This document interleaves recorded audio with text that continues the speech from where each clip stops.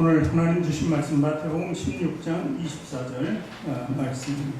마태복음 16장 24절 말씀, 제가 가진 성경 신약 27페이지에 기록되어 있습니다. 신약 27페이지.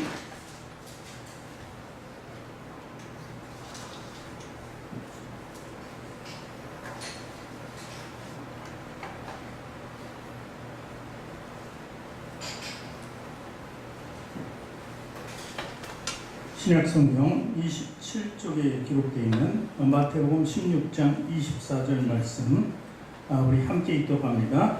이에 예수께서 제자들에게 이르시되 누구든지 나를 따라오려거든 자기를 부인하고 자기 십자가를 지고 나를 따를 것이니라. 아멘. 똑같은 말씀 다른 복음서에 기록되어 있습니다. 우리 또 마가복음을 읽어봅니다. 마가복음 8장 34절입니다. 무리와 제자들을 불러 이르시되 누구든지 나를 따라오려거든 자기를 부인하고 자기 십자가를 지고 나를 따를 것이니라. 또 누가복음 9장 23절에도 같은 말씀이 기록되어 있습니다. 같이 읽습니다. 또 우리에게 이르시되 아무든지 나를 따라오려거든 자기를 부인하고 날마다 제 십자가를 지고 나를 따를 것이니라. 아멘. 우리 두 손을 가슴에 얹고 저를 따라 고백하시기 바랍니다. 하나님께서는 나를 사랑하신다. 하나님께서는 나를 존귀하게 여기신다. 하나님께서는 나를 축복하신다. 하나님께서는 내 문제를 해결해 주신다. 믿음의 고백이 되셨습니까? 아멘. 우리 앞뒤 전후 좌우에 계신 분들하고 이렇게 인사합니다. 주님의 사랑으로 사랑하고 축복합니다. 주님의 사랑으로 사랑하고 축복합니다. 주님의 사랑으로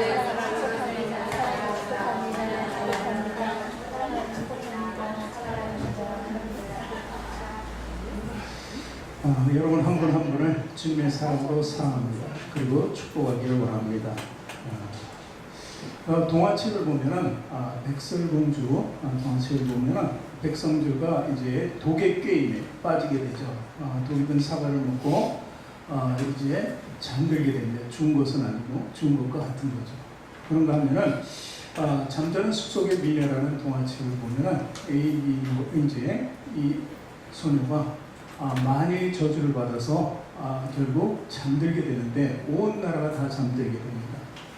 그런데 깨워준 것이 누구냐 하면은 멋진 기사예요. 정말 멋있는 기사가 와서 그 입에 키스를 하니까 다 깨어났구나 하는 얘기입니다. 그래요. 이 만유의 저주나 그리고 어떤 독도 사랑의 힘 앞에서는 다 무너지게 됩니다. 사랑의 힘은 그것보다 훨씬 더 강한 것이다 하는 것이죠. 우리 모든 죄가 어떻게 하나님의 사랑, 그 사랑 하나로 모두 도말되는 것처럼 말이죠. 오늘도 그 사랑, 하나님의 사랑과 하나님의 키스가, 하나님이 뭐 입이 있어서 키스하시는 것은 아니지만 우리가 받아들일 때 하나님 품 안에서 키스를 받았다고 생각해 보세요. 얼마나 그것이 우리에게는 가장 큰 은혜가 되겠습니까? 오늘도 그 안에서 귀한 말씀을 들으시길 주님의 이름으로 부탁드립니다. 믿음, 구원, 그리스도인들만 가질 수 있는 거죠. 믿음과 구원은. 그런데 이 믿음과 구원의 과연 종착지는 어디인가? 우리가 과연 계속 경주해서 믿음과 구원을 생각하면서 이 신앙을 경주해야 합니다. 오늘 예수님께서는 그 말씀을 이렇게 가르쳐 주신 것입니다. 나를 따라오려거든, 나를 따르려거든. 이 말씀의 의미는 어딘가를 가시는 종착지가 있음을 말해줍니다. 예수님께서 인간의 모습으로 이 땅에 오셨어요. 그리고 인간의 모습으로 마지막을 당하시고 가시는 길을 우리에게 보여주신 것입니다. 그리고 그 길을 따라오려거든 어떻게 모든 것을 우리 주님의 말씀 명령대로 할 것을 당부하시는 것입니다. 그것이 바로 오늘 말씀에 기록된 것입니다. 성경은 오늘 세 군데에서 성경을 봤는데 똑같은 말씀이 주어졌습니다. 사실 예수님께서 이 땅에 오셔서 많은 치유의 이적을 행하셨습니다. 죽은 자를 살리시기도 하셨습니다. 그리고 자연을, 그러니까 풍랑을 멈추게도 하셨습니다. 이런 죽음까지도 제하고 자연도 제하시고, 그리고 우리들에게 진리 말씀을 계속해서 선포하셨는데, 복음서에 계속 이렇게 세 번쯤 기록되어 있다는 것은 우리가 얘기하면 최상급의 표현이다 이렇게 말할 수 있습니다. 이 복음을 기록한 이 저자들이 사실 자기가 하고 싶은 말을 다 쓸 수 없었을 거예요. 그런데도 불구하고 요점만 쓰고 가장 중요한 것만 썼는데 그들이 다 공통적으로 이렇게 쓴 것이 어떤 것은 2개가 겹치고 어떤 것은 3개가 겹치는 것. 이것은 그만큼 예수님의 생애를 우리에게 소개할 때 중요하기 때문이었다는 것을 이야기하는 것입니다. 심지어 4번이나 똑같이 기록되어 있는 말씀이 있는데 그것은 이적입니다. 그것은 바로 오병이어의 이적입니다. 왜 이렇게 최상급의 표현을 써서 똑같이 반복되더라도 이 말씀을 우리에게 전하고 있는가? 이것은 그 한마디로 복음이기 때문에 아주 좋은 이야기, 굿뉴스이기 때문에 그렇다는 것입니다. 그리고 이것은 우리가 그것을 교훈으로 말미암아 우리의 신앙생활을 어떻게 할 것인가를 확실히 정해주고 예수님이 얼마나 우리에게 은혜를 주시고 큰 힘이 되시고 우리를 이끄는 데 부족함이 없으신 하나님의 아들이심을 우리에게 보여주는 것입니다. 그래서 우리가 이렇게 강조되어 있는 부분을 정말 은혜로 받아들일 때 나의 삶이 바로 예수님을 쫓아가기가 더욱더 수월해진다는 것입니다.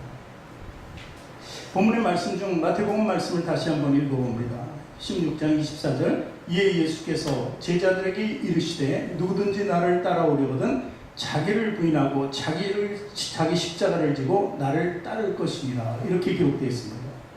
오늘 보니까 말씀 속에 3가지 명령이 주어지고 있습니다. 그것은 자기 부인, 그리고 2번째는 자기 십자가를 지는 것, 3번째는 따르는 것입니다. 이 3가지로 명령을 주신 분입니다. 영어로 치면 follow me죠. 나를 따르라 하는 얘기예요. 이 말씀이 가장 중요하게 사용되는 것이 전쟁터입니다. 전쟁터의 군인들은 목숨을 걸고 싸우게 되겠죠. 그런데 이들이 다 누구를 의지하냐면 지휘관을 의지합니다. 이 지휘관이 어떻게 하느냐에 따라서 자기들의 생사가 달려있는 거예요. 그래서 지휘관들은 무조건 자기가 생각한 대로 가야 되는데 부하들을 향해서 follow me, 나를 따르라는 것입니다. 얼마나 중요한지 모릅니다. 따른다는 것이. 그러니 이 전쟁터에서 이렇게 중요시 여기는 것이 바로 우리 신앙 속에서도 예수님을 따르는 것이 가장 중요한 것이라는 것을 우리는 알아야 하는 것입니다. 오늘 이 3가지를 십자가의 길이라고 합니다. 십자가의 길. 우리가 어떻게 십자가의 길을 가는 것인가? 첫 번째 자기 부인하고 2번째 내 십자가를 지고 3번째는 따르는 것. 이 따르는 것을 간단히 줄여서 한 단어로 하면 순종입니다. 그러니까 이 3가지가 십자가의 길이라고 이렇게 얘기하는 거예요. 마태복음 16장 21절을 보면 오늘 본문 말씀 전에 예수님께서 앞으로 행하실 일에 대해서 말씀하십니다. 이 말씀을 주고 이렇게 될 나를 보고죠. 아직 이루어진 것은 아니니까. 그리고 그대로 따를 것을 권유하고 계시는 것입니다. 같이 읽어볼까요? 이때로부터 예수 그리스도께서 자기가 예루살렘에 올라가 장로들과 대제사장들과 서기관들에게 많은 고난을 받고 죽임을 당하고 제3일에 살아나야 할 것을 제자들에게 비로소 가르치시니 이건 가르침이지만 명령인 것과 똑같습니다. 오늘 십자가의 길 3가지가 바로 이 길입니다. 고난을 받고 죽임을 당하고 그러나 3일에 어떻게 다시 살아났다는 것입니다. 이 3일에 살아난다는 그 부활에 모두가 동참하기 위해서 우리는 오늘 십자가의 길을 걸어야 하는 것입니다. 자, 십자가의 길을 3가지로 얘기했는데 하나씩 이제 살펴봅니다. 첫 번째가 자기를 부인하는 겁니다. 따라서 하시죠. 자기 부인. 자기 부인이 내 마누라가 아닙니다. 나를 절대 부인하는 거예요. 내 삶을 내 과거의 모든 삶을 부인하고 예수님이 내 안에 들어와서 예수님의 삶을 살아가는 것을 자기 부인이라고 하는 것이죠. 그렇다면 왜 부인해야 되는가? 원인은 어디 있었나? 그것이 창세기 3장 6절에 있습니다. 6절 말씀 같이 읽어봅니다. 여자가 그 나무를 본즉 먹음직도 하고 보암직도 하고 지혜롭게 할 만큼 탐스럽기도 한 나무인지라 여자가 그 열매를 따먹고 자기와 함께 있는 남편에게도 주매 그도 먹은지라. 바로 이게 자기 부인의 자기 인정이에요. 하나님께서 하지 말라고 했으면 하지 말아야 돼요. 자기 뜻을 꺾고 하나님 말씀대로 순종해야 되는데 자기를 인정하는 거예요. 나는 나대로의 삶이 있는 거야. 내 마음대로 할 수 있는 거야 하면서 자기 뜻대로 했던 것입니다.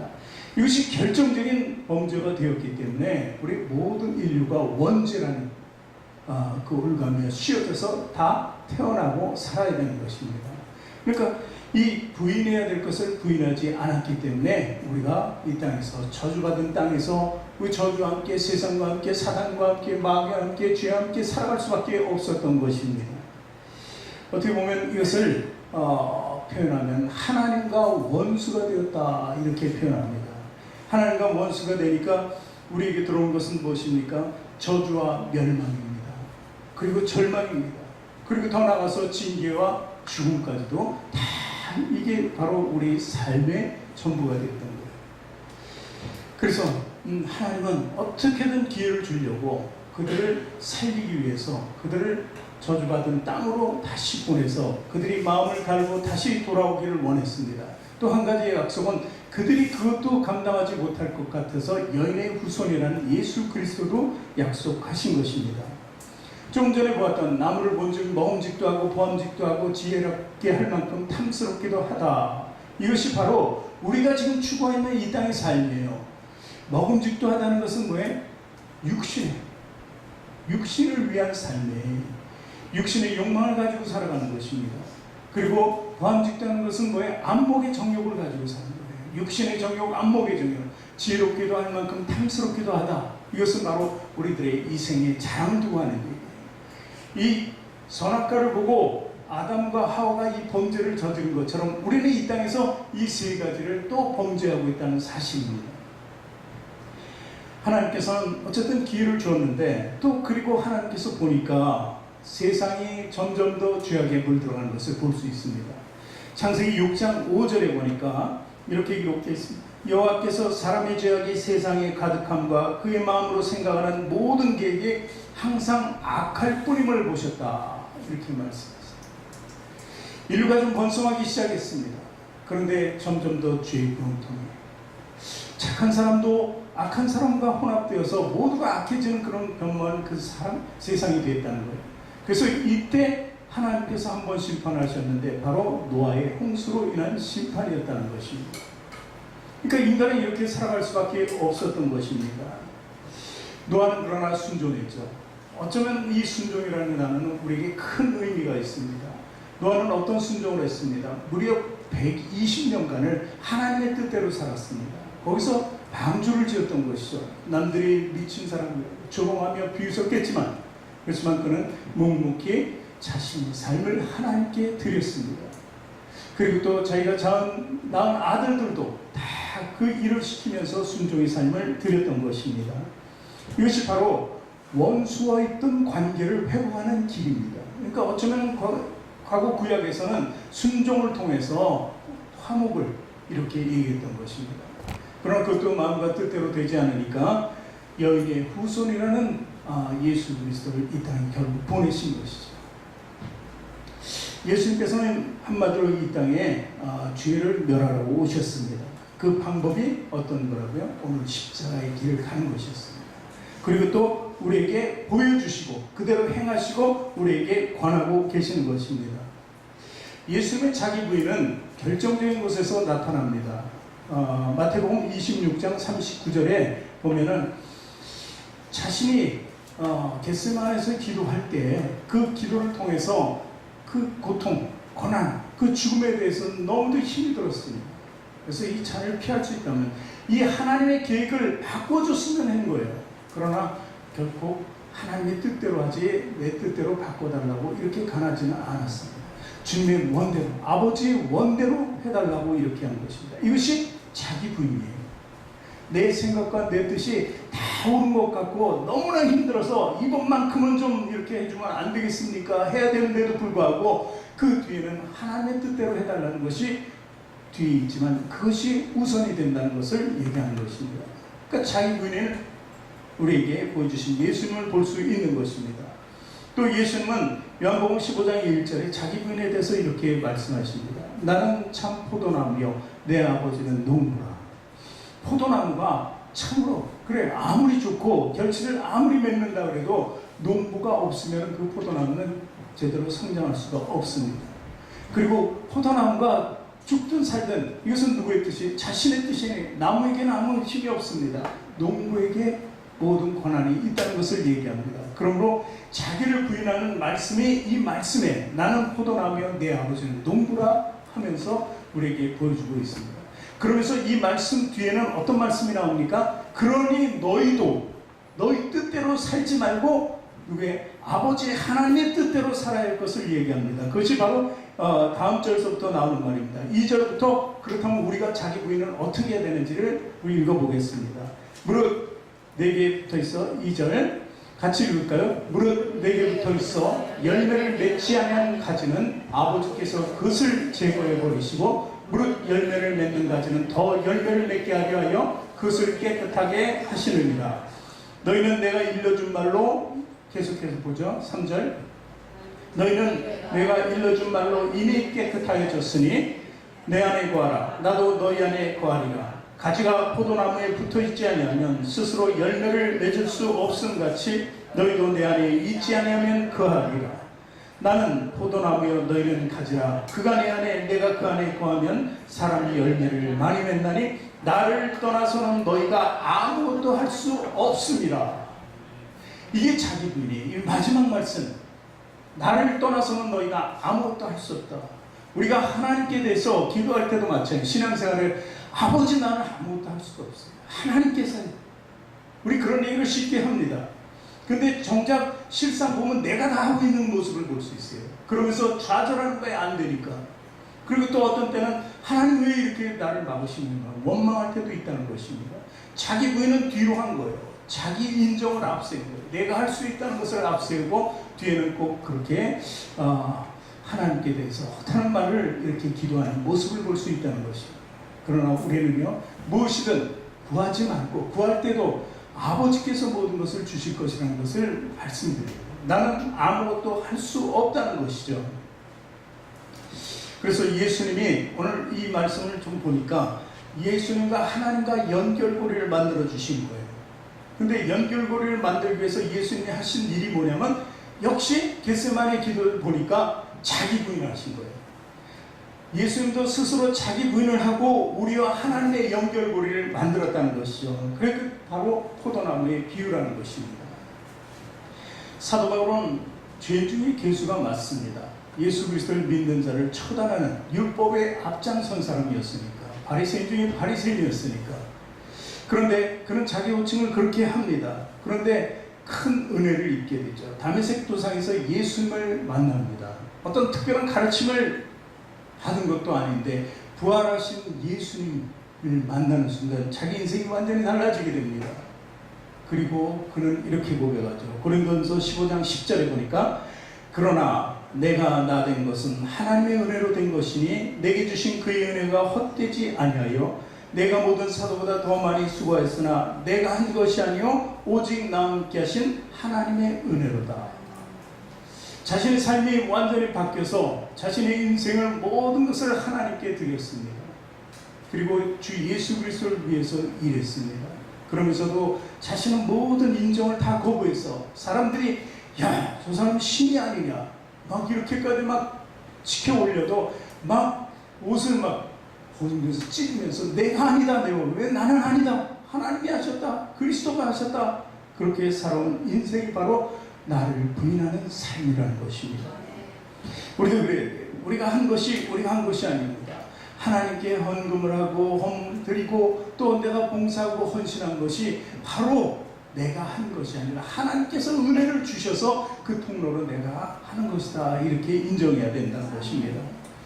더군다나 예수님 만난 사도 바울은 결정적으로 또 이런 말을 하죠. 갈라디아서 2장 20절에 포도나무 같이 비유, 열매 비유를 들어서 이렇게 얘기했죠. 내가 그리스도와 함께 십자가에 못 박혔나니 그런즉 이제는 내가 사는 것이 아니오 오직 내 안에 그리스도께서 사시는 것이라. 그러면서 이제 내가 육체 가운데 사는 것은 나를 사랑하사 나를 위하여 자기 자신을 버리신 하나님의 아들을 믿는 믿음 안에서 사는 것이다. 여기서 자기 자신을 버리신 예수님을 표현하는데 이것이 바로 자기 부인을 통해서 우리를 구원하신 예수님이라는 것입니다. 그러니까 그 믿음 안에서 산다는 것은 역시 예수님처럼 나 자신도 나를 부인하면서 살아가야 한다는 것을 보여주고 있는 것입니다. 그러면서 갈라디아서에 보면은 사도 바울은 그렇게 얘기합니다. 나를 괴롭게 하지 말라. 내 몸속에 예수의 흔적을 지니고 있다. 그래서 나는 예수의 흔적을 지니고 있다. 그리고 예수의 심장이라는 단어도 이제 나오게 되는데, 그런 것들이 바로 뭐예요? 자기를 부인하는 거예요. 내 안에 예수님의 흔적이 있고 예수님의 심장을 가졌다면, 내가 지금 살아있는 것은 그 심장이 예수님의 심장으로 살아가는 것이 내 심장으로 살아가는 것이 아니라는 것이죠. 그렇듯이 우리는요, 내가 사는 것이 아니고 내 안에 예수님께서 사신다는 고백을 해야 되는 거예요. 그것이 바로 자기 부인이라는 것입니다. 성경에 보면 이스라엘의 최초의 왕 사울이 있었습니다. 사울은 어디 나가도 하나님의 힘을 입었으니까, 하나님의 뜻대로 전쟁에 임했으니까 늘 승리했습니다. 승승장구했습니다. 기름 부은 대로 정말 하나님의 뜻대로 계획대로 잘 이스라엘을 이끌어가고 있었습니다. 그런데 어떤 때 다른 생각이 좀 든 거예요. 그래서 싸움에 이겨서 전리품을 보니까 다 부정한 것이니까 취하지 말아야 되는데 너무 좋은 거예요. 뭐 이제 갖추고 보면 너무 살찌고 아름답고 기름진 것이 있겠죠. 이런 것들을 자기가 스스로 취합니다. 취해서 사실 용도는 어디에 쓰려고요? 성경에 자신을 부인하는 것을 보면은 하나님께 드리려고 이렇게 취했습니다. 이렇게. 그것이 자기 생각이에요. 결국 하나님께서는 자기 생각을 하는 그 사울을 내쳐버리게 되고 다윗을 세우게 되는 것입니다. 그래서 자기를 부인하는 삶이라는 것은 이런 것 가지고 내가 생각할 때는 이게 하나님께 영광이 된다 하는 것도 잘못 판단하면 큰일 난다는 것입니다. 오직 하나님께 기도하고 간구하며 나가야 한다는 것입니다. 또한 예수님께서 이런 말씀을 하셨어요.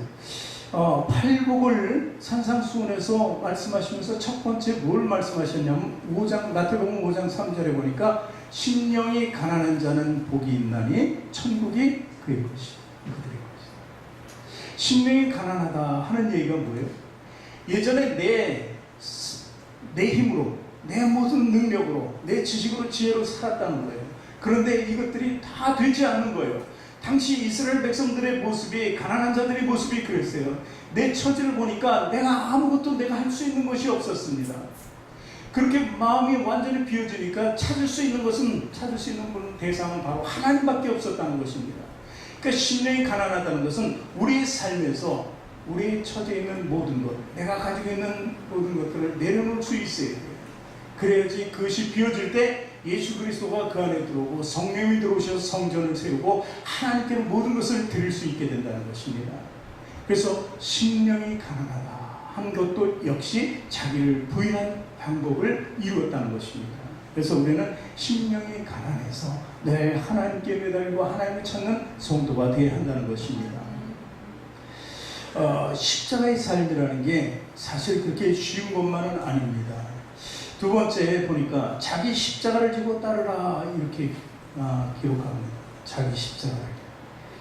여러분 자기 십자가 하면 너무 그냥 이렇게 번뜩번뜩 생각 나는 게 많이 있어요. 어떤 것입니까? 내 남편이 아파요. 근데 기도도 안 해요. 그럼 기도를 좀 했으면 좋겠는데 강요도 안 해요. 그러면 자기 십자가라고 해요. 내 자녀가 좀 어려워요. 그럼 또 그것도 자기 십자가라고 그래요. 뭐든지 나에 대해서 고난이 되는 것은 다 자기 십자가라고 해요. 맞습니다. 근데 자기 십자가는 맞는데 그들을 가르치고 훈계하고 바꾸려고 시도하지 말고 어떻게 하나님께서 가르친 방법대로 기도하고 그들이 변화하기를 하나님께 매달리면서 간구해야 한다는 사실입니다. 십자가가 맞는데 그것을 자기가 해결하려고 하니까 다툼만 일어나고 더 멀어지게 됩니다. 이 가까워지게 하고 그리고 또 그들을 변화시키려면 십자가의 길을 가야 되는 거예요. 이것이 바로 두 번째 자기 희생이라고도 얘기할 수 있는 것입니다. 자기 십자가를 지고 가는 것은 희생의 십자가를 지는 거예요. 예수님께서 지신 십자가 바로 희생의 십자가가 아닙니다. 선한 사마리아인을 여러분 아십니까? 어느 날 어떤 사람이 예루살렘에서 여리고로 가는 중에 강도를 만났어요.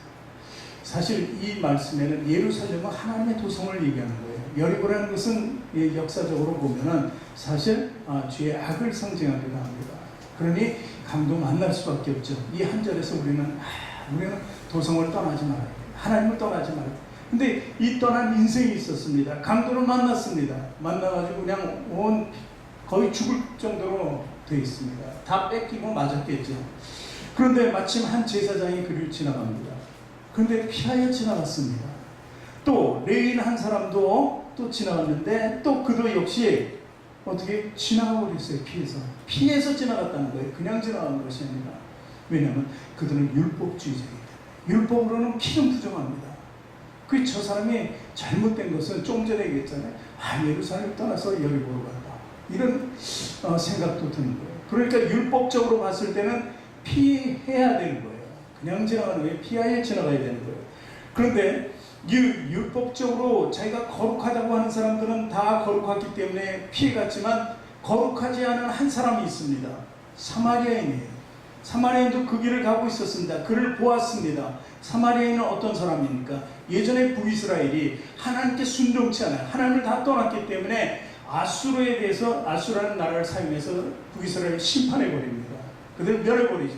그때 아수르의 정책이 이방 나라 사람들을 거기다 넣어가지고 혼혈 민족을 만들어버려요. 이것도 저것도 안 되면은 그들이 독립운동도 못할 거니까.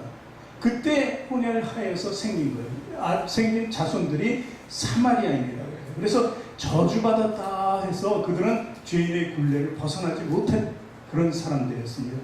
그런데 그 죄인이 거룩한 사람, 율법주의자들이 다 피해서 지나갔는데 그 사람이 그 강도 만난 사람을 구해주는 것입니다. 그리고 그를 잘 숙소, 여관 같은데 잘 보살필 만한데 데려다주고 자기는 또 하던 일이 있으니까 부족하면 다시 돌아와서 내가 또 갚아주리라. 그래서 뒤에 AS도 아주 철저하게 해주는 그 모습을 이 사마리아인을 통해서 우리는 볼 수 있는 것입니다. 그런데 누가복음 10장 36절 37절에 예수님께서 이 말씀을 주십니다. 내 생각에는 질문하는 거죠. 이 세 사람 중에 누가 강도 만난 자의 이웃이 되겠느냐 하는 것입니다. 여러분 누구라고 생각합니까? 말 하나만 하죠. 그런데 그 뒤에 37절은 이르되 자비를 베푼 자니라고 답을 아주 잘 냈습니다. 그러니까 예수님께서 이르시되 가서 너도 이와 같이 하라 이렇게 말씀하십니다. 이것이 바로 십자가를 지는 삶이에요. 자기 희생이 반드시 필요한 것이 십자가를 지는 삶이라는 것입니다. 내가 죄인이기 때문에 내 죄의 십자가를 진다? 물론 그럴 수 있습니다. 그러나 여기서 말씀하시는 십자가는 다른 사람의 죄, 예수님처럼 다른 사람을 위한 그 십자가를 질 수 있어야 한다는 것을 이야기하는 것입니다. 우리는요, 부부가, 그리고 부부 중에 아내가, 혹시 남편이, 제가 얘기했지만 자녀가 다 십자가가 될 수 있습니다. 이 십자가. 그리고 또 사도 바울은 그 십자가를 이렇게 표현합니다. 육신의 가시라고 합니다. 가시. 내 육신적으로 여러 군데가 안 좋아요. 뭐 성경에 나오지는 않았습니다. 확실하게 뭐 안질이 있고 뭐 간질이 있다 뭐 이런 얘기도 있는데, 이런 것들이 다른 사람을 자기가 기도해주면 다른 사람이 나을 수 있는데 자기는 안 되는 거예요. 자기 스스로 3번이나 기도하고 간구했는데 안 고쳐지는 거예요. 그랬을 때 하나님은 원망했습니까? 아니죠. 나를 자고하지 않도록, 내가 교만하지 않도록 하나님께서 주신 가시다라고 이렇게 선언하고 있었던 것입니다. 여러분, 주변에 우리 가시가 있다면 그것은 바로 우리 십자가라는 것을 아시기 바랍니다. 나를 교만치 않게 하려고 하나님께로 인도해 주시고 하나님 붙들게 하고 더욱더 신앙의 경전을 더 할 수 있는 그런 축복의 십자가라는 것을 믿으시기 바랍니다. 세상에서 가장 힘든 것이 우리 가족들의 삶이기도 합니다. 이제 어느 날 제가 뭐 사소한 잘못을 하게 됩니다. 우리 집안에서 우리 사모님이 딱 봐요. 아주 예리합니다. 점점 갈수록 더 예리해지거든요. 저는 점점 더 그게 흐트러지고, 왜냐면 나이가 드니까. 이 반대. 그래가지고 이제 그것을 딱 꼬집어서 얘기하면은 다툼이 생겨요. 괜히 이제 제가 자존심이 있으니까.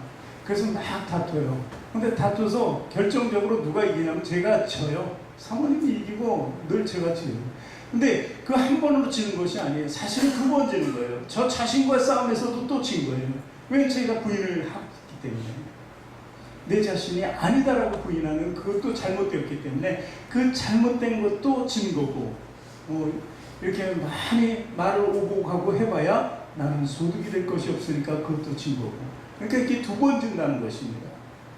그러나 우리가 십자가를 생각하면 두 번 질 수 없습니다. 누군가 이 얘기를 해주면 그것을 바로 고칠 수 있다면 이것은 결정적으로 나에게 큰 유익이 되는 것 아닙니까? 그런 삶이 우리에게 있어야 된대요. 십자가에 대해서는 이렇게 제가 조금 전에 말씀드린 것은 어떤 유익을 얘기하는 거예요.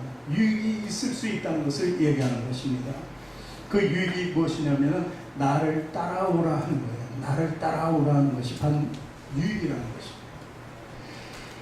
십자가를 지고 주님을 따른다. 자기를 부인한다. 이렇게 하면 굉장히 어려워요. 힘들어요. 영적으로 사실 우리가 올라서는 것 같아도 육적으로나 마음으로는 너무 힘든 거예요. 영만 살지 혼육은 너무 힘든 거예요. 그러니까 세상에 대한 목마름 더해가는 거예요. 십자가를 따르려니까. 그렇지 않습니까? 그런데 그 삶이 자꾸 목마름으로 차는 거예요. 육신의 목마름으로. 그래서 예수님께서 우리에게 말씀을 주셨죠. 수가성의 여인을 통해서 내가 주는 물은 영원히 목마르지 않은 물이라는 거예요. 그것이 바로 십자가를 지고 다른 사람들에게 주어진 혜택이요 축복이라는 것입니다. 우리가 세상에는 갈증을 느끼고 갈망하며 어려움을 토로하지만 하나님께 대해서는 늘 언제나 감격과 감사와 찬양과 영광이 있다는 것입니다. 이것이 바로 십자가를 따르는 삶에서 이루어지는 거예요. 누군가 이런 얘기, 자꾸 우리 집안 얘기해서 죄송합니다. 우리 사모와 저하고 많이 닮았다고 그래요. 처음에는 안 닮았거든요. 근데 닮아가는 거예요. 근데 얼굴만 닮아가는 것이 아니라 모든 것이 조금씩 닮아가요. 처음엔 완전히 달랐는데 뭐 그렇다고 다 같아진 건 아니고 이렇게 부부라는 게 닮아갑니다. 누군가 자기가 살면서 이렇게 보면 두 부부가 서로 좋은 것을 따라하기 마련이에요. 마음에는 없지만 그래도 따라하는 것이 습관적으로 돼서 나중에 세월이 흐르면 정말 이렇게 같은 모습을 볼 수 있는 거예요. 그것이 따라한다는 거예요. 어쩌면 내가 우리 사모님 형상을 닮아오고 사모님은 어떤 내 좋은 것이 있으면 그 좋은 것을 통해서 따라하기 때문에 제 형상을 닮아가는 거죠. 그렇다면 우리가 주님을 따른다는 건 뭐예요? 주님의 형상을 닮아가는 거예요. 하나님의 형상대로 지음받았으니 하나님대로 따라가야죠. 내 가는 길을 찾았다면 그 가는 길 속에서 예수님 가는 길을 똑같이 가면 예수님 모습과 닮아가는 거예요.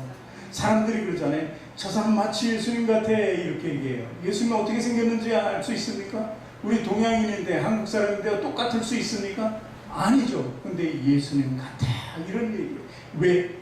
내 삶을 주님과 함께하면서 그것을 따라가는 모습을 다른 사람들이 보았기 때문에 이 따라가는 삶이 우리에게 있어야 한다는 것입니다. 그 따를 때 유익과 보상이 철저하게 주어지는 것이 바로 우리 믿음과 구원이라는 것이죠. 마태복음 16장 25절서부터 오늘 말씀 뒤에 보면 그 보상이 나옵니다. 그러면서 주의할 점도 얘기합니다. 우리 같이 한번 읽어봅니다. 마태복음 16장 25절부터 누구든지 제 목숨을 구원하고자 하면 잃을 것이요 누구든지 나를 위하여 제 목숨을 잃으면 찾으리라. 사람이 만일 온 천하를 얻고도 제 목숨을 잃으면 무엇이 유익하리요? 사람이 무엇을 주고 제 목숨과 바꾸겠느냐? 인자가 아버지의 영광으로 그 천사들과 함께 오리니 그때 각 사람이 행한 대로 갚으리라. 진실로 너희에게 이르노니 여기 서 있는 사람 중에 죽기 전에 인자가 그 왕권을 가지고 온 것을 볼 자들도 있느니라. 위대한 축복의 말씀입니다. 이 말씀이 휴거라고 하는 얘기죠. 휴거. 만약 우리가 살아있을 때 주님이 오신다면 공중에서 혼인잔치를 할 것이고 우리는 죽지 않고 하늘나라를 갈 수가 있는 거예요. 에녹처럼 엘리야처럼 그런 굉장히 큰 유익이 있다는 것입니다. 설령 죽더라도 예수님처럼 부활에 동참하게 되고 하나님께로 갈 수 있는 것입니다. 하나님 우편에 앉아 계신 예수님이 누구예요? 성경은 예수님을 맏아들이라고 합니다. 맏아들. 그러면 하나님의 아들이 굉장히 많습니까? 아니죠. 독생자 예수라 그랬어요. 그분이 맏아들이면 누군가 뒤에는 또 있다는 것이죠. 아들들이. 누굽니까 그게? 저와 여러분이 되겠죠. 예수님을 따라가야지 하나님 우편에 앉아 계신 그분과 함께 있을 수 있는 거예요. 하늘나라에 갈 수 있는 거예요. 맏아들인 그분이 우리는 양자로 가지만 그래도 아버지라고 부를 수 있는 거예요. 예수님도 아버지라고 부르는데 우리도 이 땅에서부터 지금 부르고 있잖아요. 믿음으로 부르잖아요. 아버지라고. 그 아빠, 아버지 계신 곳에 우리가 가는 것이 바로 십자가의 길이라는 것입니다. 그냥 주어지는 것이 아니에요. 어떻게든 평안해 보려고, 어떻게든 여기서 축복과 화평으로 살려고 하는 것인데, 화평과 평안과 축복 뒤에는 다 십자가의 길이 있는 거예요. 십자가 없는 평안은 없습니다. 십자가 없는 화평도 없습니다. 십자가 없는 축복도 없습니다. 십자가 없는 영광도 절대로 주어지지 않는다는 사실을 믿으시기 바랍니다. 심지어 예수님께서 이렇게 말씀하셨어요. 누가복음 14장 26절 27절 같이 읽습니다. 누가복음 14장 26절 27절 없나요? 제가 읽어드립니다. 무릇 내게 오는 자가 자기 부모와 처자와 형제와 자매와 더욱이 자기 목숨까지 미워하지 아니하면 능히 내 제자가 되지 못하고, 누구든지 자기 십자가를 지고 나를 따르지 않는 자도 능히 내 제자가 되지 못하리라. 자, 십자가를 지고 따르지 않는 자가 제자가 못 되는데, 그 뒤에 우리가 읽은 26절에는 뭐예요? 부모와 처자와 형제와 자매, 자기 목숨까지 미워하지 아니하면 제자가 되지 못한다. 오히려 나를 잡는 그들이 걸림돌이 될 수 있다는 거예요. 그들과 원수가 되더라도 내 목숨은 나의 것. 이 말씀을 주시고 그 다음에 자기 십자가를 지라는 거잖아요. 이게 자기 십자가가 뭐예요? 내가 지금 다 버린 것 같지만 내 십자가가 그들을 다 살릴 수 있게 되는 거예요. 이 두 절의 말씀이 어쩌면 저럴 수가 있어? 그럼 다 버리고 나만 구원하면 돼? 이렇게 할 수 있는 것이 26절의 말씀인데, 27절에는 분명히 십자가를 지라는 거예요. 십자가를. 그 십자가 여러분 져야 됩니다. 가정 안에서 내가 져야 되고, 가정뿐만 아니라 내 이웃에게도 내가 지을 십자가예요. 그것이 바로 우리 삶의 전부인 것을 믿음으로 고백하시기 바랍니다. 그렇다면 여러분 인생의 믿음과 구원의 성공자가 되는 것입니다. 그 삶이 저 여러분에게 충만해질 때 우리는 기쁨으로 이 땅을 살 수 있습니다. 어떤 고난도 이겨낼 수 있습니다. 그리고 내 삶을 다 내려놓을 수 있고 하나님만 높일 수 있는 것입니다. 그 삶의 축복과 유익과 보답과 그 상급은 이미 하늘나라에 있는 것입니다. 오늘도 십자의 길을 가기 원하시는 우리 귀한 성도들, 다시 한번 하나님의 말씀 속에 살아가기를 원합니다. 그 말씀 속에서 나를 부인하고 내 십자가를 지고 오직 다른 것을 보지 않고 좌우치지 않고 주님만 보며 따라가기를 주님의 이름으로 축복합니다.